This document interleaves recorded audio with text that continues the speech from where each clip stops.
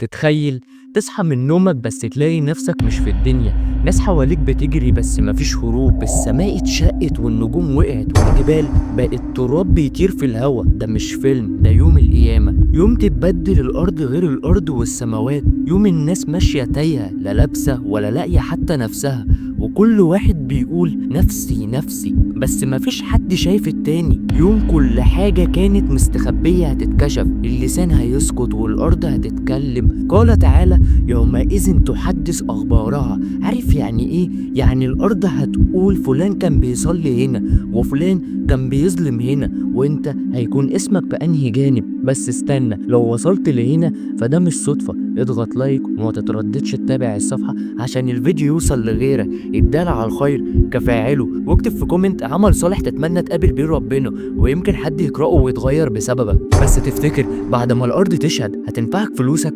هينفعك جاهك ولا هينفعك قلبك اللي كان مليان نور وإيمان؟ ووقت ما يتقفل الكتاب وترجع روحك تبص لأول مشهد، تفتكر هتكون مستعد؟